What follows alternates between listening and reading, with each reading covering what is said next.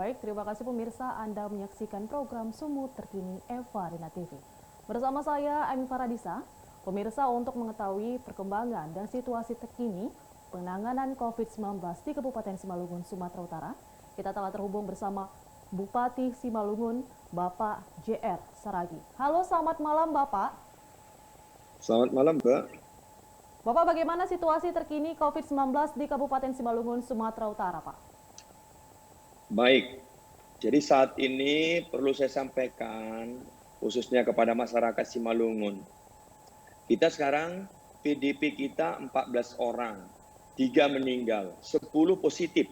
10 positif dengan pemeriksaan rapid test, 1 dalam pengawasan. Yang sangat luar biasa, setelah kami cek, dalam 3 yang meninggal ini, contohnya Nagori Bandar Siantar. 1 meninggal, yang meninggal itu dia dirawat di rumah sakit di Pita Insani. Masuk jam 2, meninggal jam 2.45. Sehingga mereka berkoordinasi dengan Dinas Kesehatan. Setelah dicek, ternyata saya tadi telusurin dan saya perintahkan Dinas Kesehatan untuk mengetes rapid test, kita temukan di situ 2 orang. 1 orang tuanya langsung positif, 1 lagi adalah sebagai karyawan dia. 1 lagi karyawan dia. Jadi kita temukan di situ itu 3. Ya, 3. Ini yang sangat luar biasa. Setelah itu hari ini juga kita melakukan pengetesan di Raya. Kita coba masyarakat di situ, kita sampel 15, 1 positif. 1 positif dirawat sekarang di Ronda Hai. Kita juga mensampel 1 masyarakat Sarimatondang. Juga sama, 1 positif. Sekarang lagi dirawat di Ronda Hai. Nah, untuk itu, saya ingin sampaikan kepada semua masyarakat Simalungun dimanapun berada yang mendengar tentang TV Eva Rina ini. Himbauan saya kepada masyarakat, tolong jangan dianggap main-main ini, virus ini. Karena sangat berbahaya, sangat berbahaya. Kenapa saya katakan sangat berbahaya? Setiap meninggal atau ada yang positif, kami selalu sampelkan. Keluarganya terutama kami cek, selalu ada yang kena.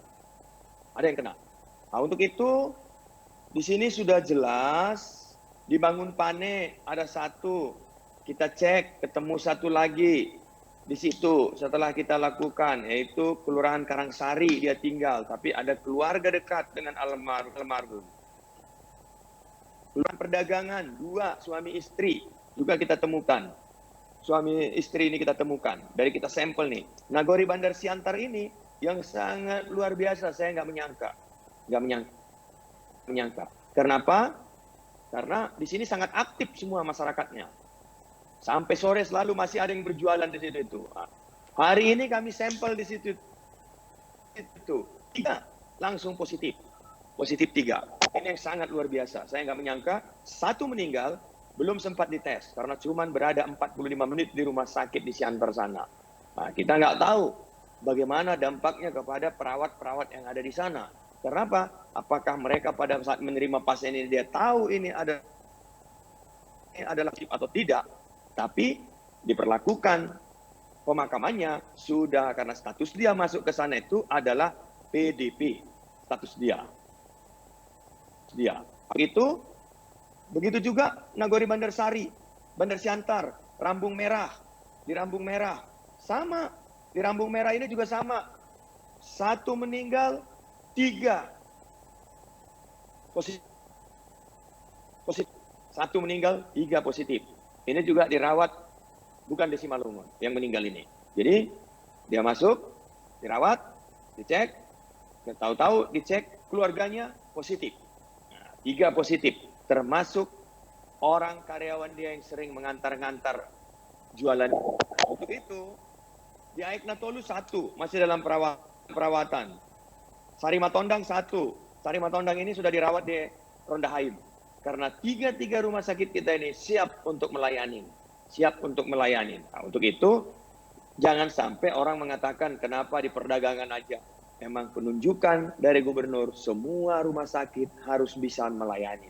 Nah, untuk itu, saya mengajak dimanapun masyarakat sekarang ini yang berada yang cinta terhadap Simalungun, tolong jaga jarak, gunakan masker. Mudah-mudahan 2 hari ke depan kami akan membagi-bagi masker. Dari hasil produk-produk masyarakat Simalungun, kita beli. Saya sudah perintahkan Dinas Diperindak, berapa bisa 1 hari kalau dikumpulin masyarakat. Dia bilang bisa sampai 1.000. Saya bilang ambil semua, dan ini akan kami bagi-bagi ke masyarakat. Sehingga nanti masyarakat semua wajib pakai masker. Semua wajib pakai masker. Yang kedua, rajin cuci tangan. Makan makanan yang bergizi juga tidak cukup kalau saya lihat ini. Memang kontak langsung yang sangat berbahaya. Kontak langsung. Nah, untuk itu, saya mengajak kita sekarang semua ini. ODP kita ada 52. 52 ODP kita. Justru sekarang yang berbahaya itu PDP tanpa gejala. Nggak ada gejalanya. Ini semua yang kami dapat ini positif, ini nggak ada gejalanya. Sehat. Dia mengatakan, sehat saya. Dia nggak percaya. Kita tes sampai 5 kali. Ternyata tetap positif. Nah, tetap positif. Kalau kemarin ada gejala ini. Saya lihat sekarang ini hampir tidak ada gejala. Nah, yang gejala itu yang sudah parah sekali, tiba-tiba masuk rumah sakit, langsung out. Yaitu yang komplikasi. Jadi sekali lagi pendengar TV Parina dimanapun berada, saya mengajak kita semua, mari kita sayangin keluarga kita. Kita sayangin. Hindarkan dulu ke tempat-tempat keramaian. Udahlah. Kalau Bapak Ibu belanja sekali aja 2 kali seminggu sudah. Nggak usah tiap hari nongkrong-nongkrong di warung-warung. Ini sangat berbahaya. Sangat berbahaya. Sangat berbahaya. Sekali lagi saya katakan, ini sangat berbahaya. Maka untuk itu, di semua karyawan-karyawan yang sedang bekerja dimanapun, pergunakan masker, jangan sembrono karena belum. Tapi ingat, kita punya musuh di kiri kanan kita, baik di depan dan di belakang yang tidak kita kenal. Untuk itu mau saya sampaikan sekali lagi, PDP kita sekarang sudah 14, 3 meninggal, 10 positif. 10 positif, 1 dalam pengawasan. Tadi kami sudah melakukan swab. Sudah kita lakukan 4 pasien. Yang besok mungkin tadi sudah dikirim, besok mau dikirim ke Jakarta. Hasilnya apa? Dan besok kita sudah rapat lagi supaya swab ini diambil lagi kepada yang 4 tadi, yang 1 meninggal, 3 positif. Karena ini sangat kami curigai. Untuk itu, kepada seluruh masyarakat, sekali lagi saya ajak, jangan sembrono. Jangan sembrono. Siapapun itu, keluarga kita, tutup pintu. Bukan berarti kita sombong. Kalau ada orang meninggal, ada pesta, hindarkan gereja, beribadah di tempat rame-rame. Beribadahlah di rumah. Cukup untuk saat ini. Untuk itu, ini yang mau saya sampaikan, Mbak. Mudah-mudahan bermanfaat buat seluruh yang mendengar TV Parina dimanapun berada. Baik Pak, sejauh ini bagaimana kesiapan tim medis saat ini Pak? Baik, tim medis kita sekarang ini luar biasa. Saya juga harus berikan apresiasi kepada mereka. Mereka melakukan door to door. Sekarang ini setiap ada yang meninggal, saya sudah perintahkan. Ketemu 1, tidak boleh berhenti di satu tempat. Langsung di naguri itu, disisir semua. Dari situ kita tahu. Tim kita siap. Untuk itu, tim kita selalu siap setiap hari. Jadi kita rencanakan nanti ini Mbak, tim medis ini, kita mau bikin 1 hari di 4 tim. Berarti 4 dalam 1 hari itu bisa untuk 4 desa. Jadi setiap desa kita masukkan 4 tim. 1 desa, jadi maksudnya itu supaya kita lebih cepat, kita lebih baik mencegah daripada sudah terjadi. Nah, untuk itu saya mengajak sekali lagi, khususnya kita yang bertetangga dengan kabupaten tetangga. Jangan ikut-ikutin. Kita belum tahu, di tempat mereka juga mungkin lebih parah, cuman belum dicek. Buktinya setiap ada yang meninggal, begitu kita cek, ternyata positif. Meninggal di sana kebetulan masyarakat Simalungun, dia berobat ataupun dirawat di rumah sakit lain, selalu kami cek, ternyata positif selalu yang ada di tengah-tengah mereka. Ini perlu saya sampaikan. Jadi untuk tim, medis kita sudah siap melayani dan kita selalu berkoordinasi, baik dokter spesialis, para perawat, tenaga-tenaga medis pendukung, para supir-supir ambulan. Saya memberikan apresiasi kepada tenaga kesehatan kita. Semoga mereka tetap tegar dan tetap sehat, karena mereka lah yang di ujung tombak terdepan. Untuk itu saya juga memberikan komitmen. Komitmen saya, mungkin besok akan saya bacakan berapa yang dapatkan mereka untuk insentif yang sebenarnya untuk safety diri mereka. Supaya mereka juga merasa nyaman, anaknya ditinggal di rumah merasa nyaman, keluarganya, kalau dia istrinya bekerja, berarti dia harus meninggalkan anak. Anaknya begitu dia kalau sudah menangani pasien ini, dia tidak boleh ketemu dengan anaknya. Apalagi usianya anaknya rentan 0 sampai 1 tahun. Baik Pak, langkah apa yang diambil Pemkab Simalungun dengan kondisi yang saat ini Pak? Baik, kami terus terang punya garis. Dan ini harus dipatuhin kepada masyarakat. Kalau masyarakat nggak mematuhinya, kami akan lakukan seperti apa amanatnya Kapolri. Dan kita sekarang ini, begitu kita temukan naguri-naguri ini, desa-desa ini, langsung kita isolir ini, kita buat tanda, orang yang masuk keluar juga dibatasin, masyarakat yang di situ kita nanti sebutkan, Panghulu harus memberikan tanda kepada masyarakat. Kepala desa memberikan tanda kepada masyarakat, dia harus mengenal masyarakat dia, apakah itu masyarakat dia atau orang yang datang. Nah, ini yang pertama. Yang kedua, kalau masyarakat membutuhkan akibat ini, contohnya tadi si ibu itu, dia seorang pedagang, kerupuk yang dia jual adalah keripik kuping gajah. Berarti kan itulah kehidupan dia. Kami siap untuk memberikan, pasti dia punya karyawan entah berapa di situ itu. Kami siap untuk memberikan bantuan kepada karyawan itu agar ini tidak diteruskan dulu, supaya diberhentikan dulu. Jadi untuk sementara, biarlah karyawan ini dalam pemulihan. Yang belum kena, mungkin dia bisa isolasi di rumah sebelum kena. Untuk itu, karena sudah jelas, ada yang kena teman dia. Bosnya dia kena, anaknya meninggal. Nah, untuk itu kita siapkan termasuk kebutuhan-kebutuhan pokok yang kami akan bagikan kepada masyarakat. Dia butuh air, kita kirim air. Apa kebutuhan mereka? Mereka butuh vitamin, kita kasih vitamin. Itulah kesiapan Pemkab Simalungun pada saat ini. Baik Pak, sejauh ini di mana masyarakat bisa mendapatkan info akurat tentang COVID-19 di Simalungun Pak? Baik, kita punya center. Center kita ada, di kita juga ada data.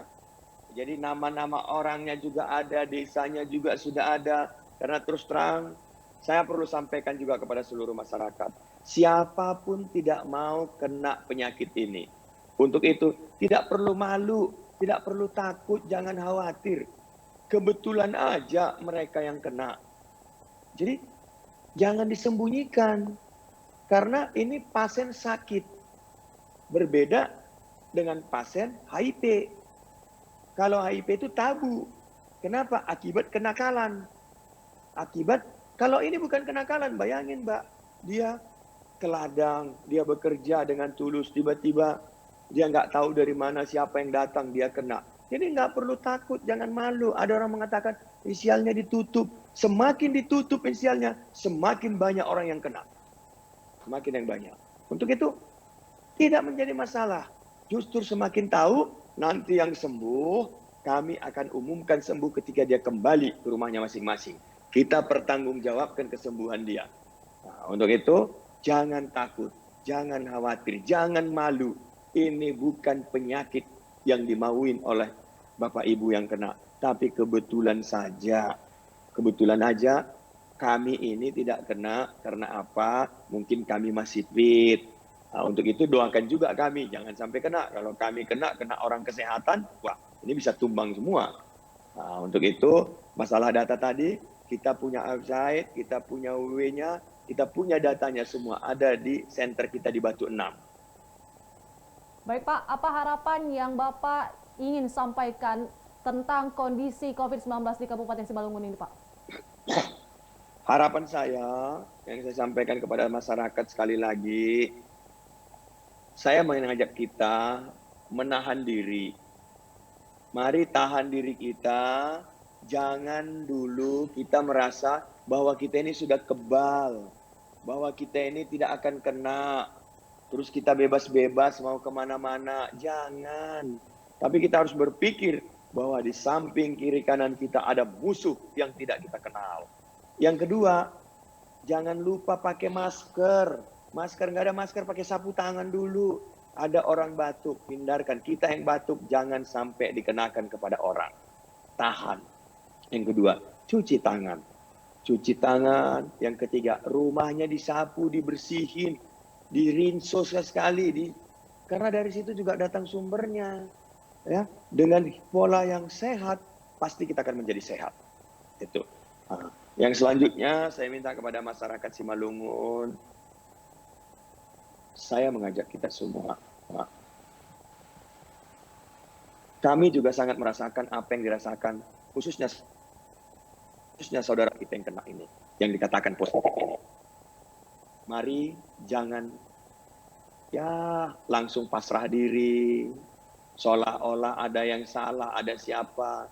Anggaplah ini sebuah perjalanan dalam kehidupan kita. Maka semangat kita harus sama-sama. Pemerintah semangat, kesehatan kita semangat, para pasien-pasien kami ini yang dikatakan adalah PDP juga harus semangat. Ingat, segala makanan yang Bapak Ibu disajikan oleh rumah sakit, setiap hari saya kontrol. Setiap hari. Kemarin ada keluhan, susah minta air panas. Saya sudah perintahkan, taruh dispenser di situ. Semua kebutuhan Bapak Ibu kami layani dengan gratis di dalam. Jangan khawatir. Makan yang bergizi. Kami siap untuk melayani. Untuk itu jangan sesekali takut.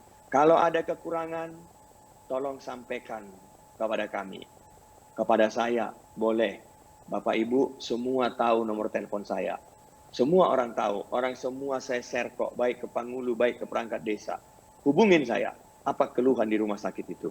Saya segera tindak lanjutin. Rumah sakit itu milik kita.